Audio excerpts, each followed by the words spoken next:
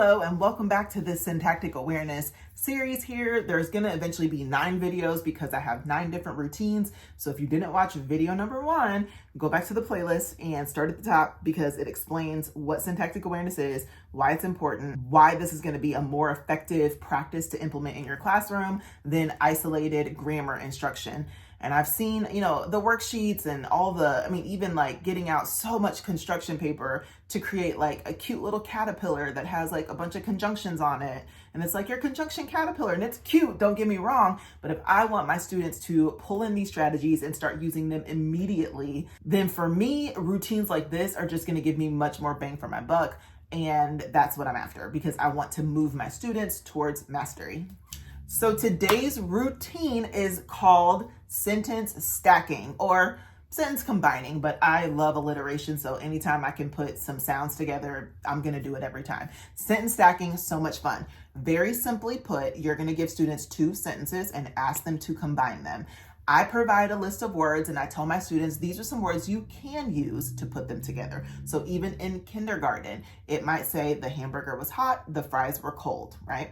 Some students, you can see in this example here, one student wrote the hamburger was hot and the fries were cold, but another student wrote the hamburger was hot, but the fries were cold. So then you can have that conversation. Well, which one's more effective? If we want our food to be hot at the same time, would you want to say the hamburger was hot and the fries were cold? Or would you want to say the hamburger was hot, but the fries were cold? It's not about being right or wrong. It's about having that conversation about language. So let's jump into some real footage of me teaching the sentence stacking routine. Pay attention. It's a little hard to hear, but in the video, you will see that one student arrives at the fact that even though the sentences were combined, something was not making sense. The child figured out if we were to reverse the order of the sentences, it would actually make sense with the conjunction that they chose. Beautiful learning moment. Check it out, and I'll see you in the next video. Let's see our next routine. I think there may be 1 or 2 in the left. Oh boy. This one is my favorite. This one is my absolute favorite. Are you ready? It's called sentence stacking. So I'm gonna give you 2 sentences.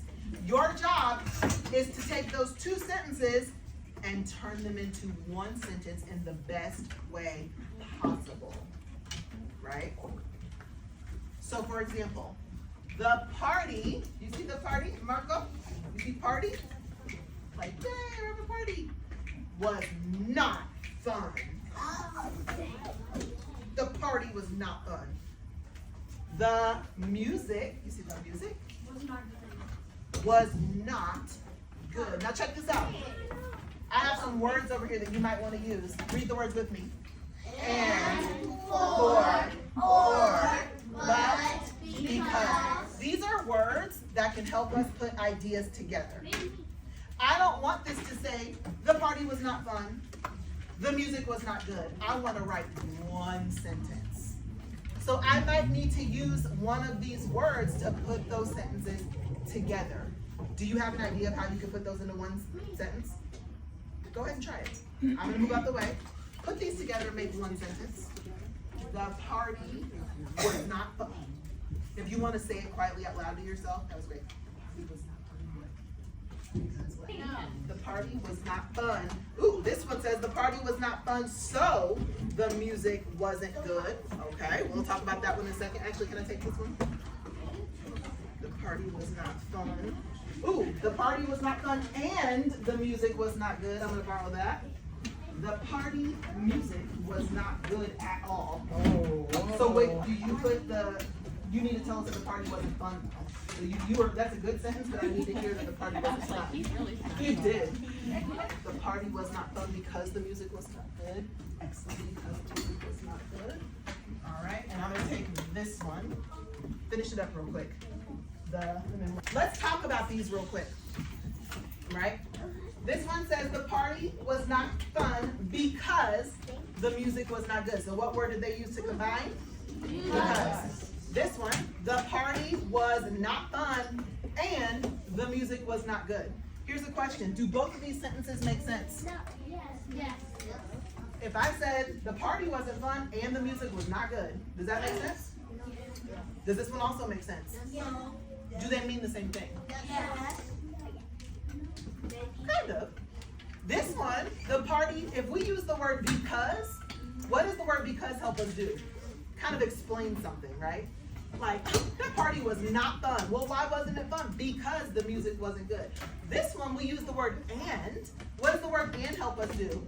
Add another idea, right? So this one says, listen, the party was not fun, and the music was not good, and we could have probably listed some other things. So, do they both make sense?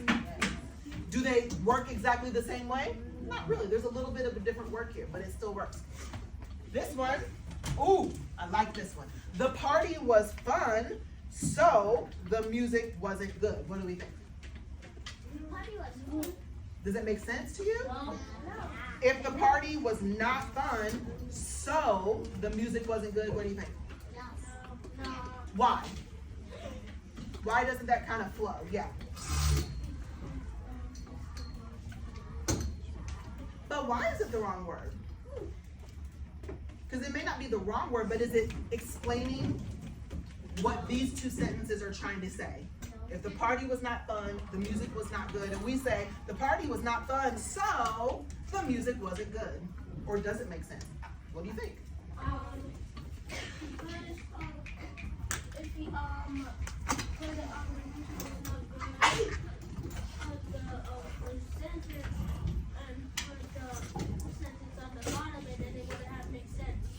Eli. So you want me to say the music wasn't good, so the party was not fun. No. Oh. Golf club for Eli. Golf clap for Eli.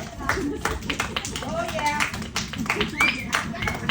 Definitely two claps and oh yeah. Eli, that is some good thinking. Because wouldn't it make more sense that way if we switched it around? Whose board is this? Do you want to switch that real quick? Because that would make a whole lot of sense. All right. Good, good, good. And then one more. Don't you erase that. I'm supposed to share that with the class. My friend here, she wrote, the music was not good, so the party was not fun. What do you notice about this sentence and what Eli just said? Is it the, yeah.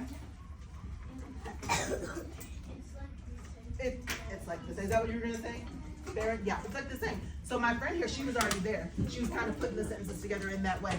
Oh, that was good. Eli, you got me excited with that one. You said, you know what? If we switch that thing around, it's gonna make perfect sense. Give yourself two claps and oh yeah. Oh yeah. So good.